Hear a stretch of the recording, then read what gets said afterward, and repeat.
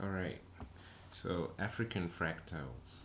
This is now part two. I had to switch to the desktop because I was having some challenges, but I need to finish this. So Benin City planning and design was done according to careful rules of symmetry, proportionality, and repetition, known as fractal design. The mathematician Ron Eglash, author of African Fractal, which examines the patterns underpinning architecture, art, and design in many parts of Africa, knows that the city and its surrounding villages were supposedly laid out to form perfect fractals and similar shapes repeated in the rooms of each house and in the house itself, in the clusters of houses in the village in mathematically predictable patterns. So this place had um, each house representing a certain mathematical principle.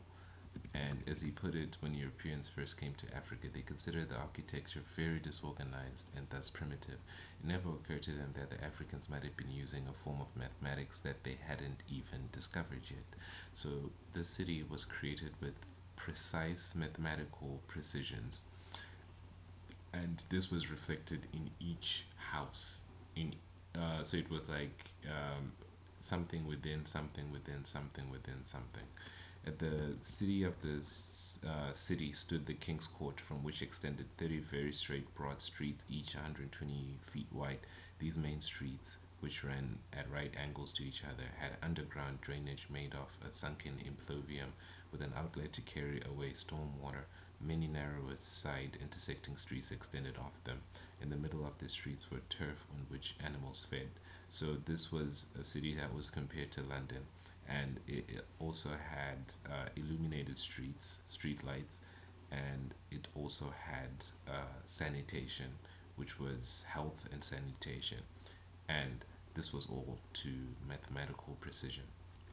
Houses were built alongside the streets in good order, one close to the other, writes 17th century Dutch visitor Alfred Deper, adorned with gables and steps. They usually brawl with long galleries inside, especially so in the case of the house of nobility, divided into many rooms which are separated by walls made of red clay and very well erected. So this clay is how the cities were made, and over time this clay eroded. Daper adds that wealthy residents kept these walls as shiny and smooth by washing and rubbing, as any wall in Holland can be made with chalk. So, chalk over time, something like that. And they're all like mirrors. So they were shiny like mirrors. The upper stories were made of the same sort of clay. Moreover, every house is provided with a well for the supply of fresh water. So again, we go to water and sanitation. We also go to cleanliness. They shine their clay so much that they were like a mirror.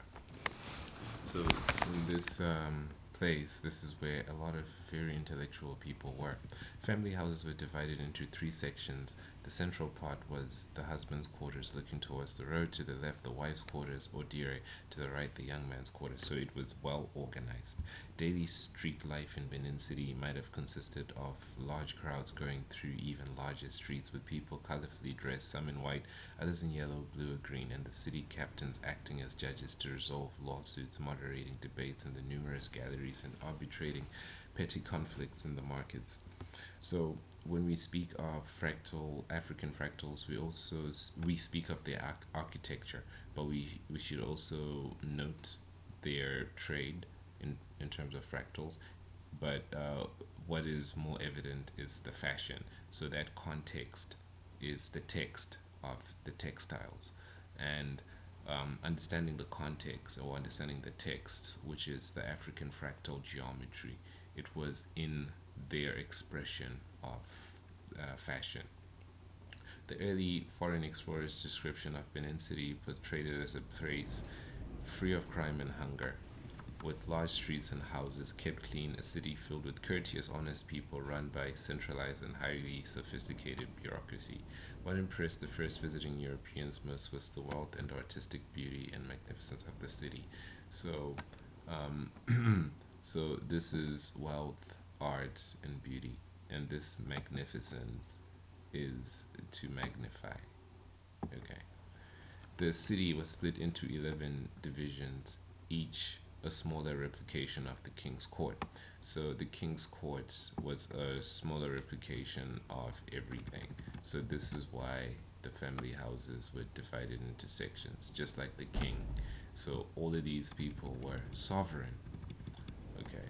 So a different type of sovereignty in the 11. This is a master number comprising a sprawling series of compounds containing accommodation, workshops, and public buildings interconnected by innumerable doors and passageways, all richly decorated with art made with that made Benin famous. So art is still a huge part of Benin, and this is where we're talking about Nigeria, the history of Nigeria. So we're also talking about this is still the biggest hub of art in the world. When you look at Nigerian clothes, they're very distinct. When you look at Nigerian movies, they're literally called African movies, you know. So yeah, so the city was literally covered in it, and they covered themselves in it. So this is the fractalness of within, within, within, within. So it was like the map or the path within, and these paths were lit with lights. The exterior walls of the courts and compounds were decorated with horizontal ridge designed agben and clay carvings portraying animals, warriors, and other symbols of power. So this is the text and the context. This was a symbol of power. The carvings would create contrasting patterns in the strong sunlight. Natural objects, pebbles, or pieces of mica were also pressed into wet clay, while in the palaces, pillars were covered with bronze plaques illustrating the victories and deeds of former kings and nobles. So it was a really interesting society.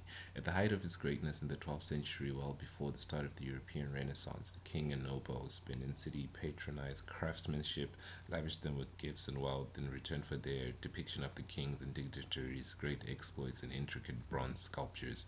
These works from Benin are equal to the very finest examples of European casting technique, wrote Professor Felix von Lochschan, formerly um, of the Berlin Ethnological Museum. So these ethnologists ethnologists are very well informed about the ethics of Ubuntu. Some of them, well, they do know. According to the history, um, they know a lot as compared to historians. The ethnologists know the basis of so many different things. It's very interesting. It's like a whole study of Ethiopia. Benvenuto Cellini could not have cast them better, nor could anyone else before or after him. Technically, these bronzes represented the very highest possible achievement. So, this is a drawing of Benin City made in 1987. Okay, so this is the city in what it could have looked like, its organization, its structure, and this is also the place of the Benin bronzes, which were like very beautiful and taken. I heard some of them were either returned or they were considering returning them, something like that. What impressed the first visiting Europeans most was the wealth, artistic beauty, and magnificence of the city. Immediately, European nationals saw the opportunity to develop trade with the wealthy kingdom, importing ivory, palm oil, pepper, and exporting guns. At the beginning of the 16th century, word quickly spread around Europe about the beautiful African city, and new visitors flocked in from all parts of Europe with ever glowing testimonies recorded in numerous voyage notes and illustrations. So these were treasure hunters. Lost world now, however, the great Benin city is lost to history. This decline began in the 15th century, sparked by internal conflict linked to increasing European intrusion and slavery trade at the borders of the Benin Empire. In 1897, the city was destroyed by British soldiers, looted, blown up, and burned to the ground. My great grandparents were among the many who fled following the sacking of the city. So now this is the writer. This is not me. There were members of the elite corps of the king's doctors. Nowadays, while a modern Benin city has raised in the simple plain, the ruins of its former grander namesake are now mentioned are not mentioned in any tourist guidebook to that area. They have not been preserved, nor has the miniature city or tourist replica been made to keep alive the memory of this great ancient city. So now this is I guess this does deserve acknowledgement that the writer is like Miami Kotonamim. Okay, so that's the writer of this article, and this is what he is actually saying. So, um, so he's saying his city was destroyed, and his great parents were among the many who actually left when the city was being destroyed, and they were part of the king's doctors, so they were elite, I suppose. Nowadays, while the modern Benin city has risen on the same plane, the ruins of it, so they're not mentioned in any tourist guidebook to the area. They are not being preserved. They are not anything. But imagine what we're just speaking about, the largest single phenomenon on Earth, architectural phenomenon on Earth. A house composed of the courtyard of the Obasakabon, known as the chief Harry Koryorgi's house, probably built in the second half of 19th century, is considered as the only vestige that survives from Benin City.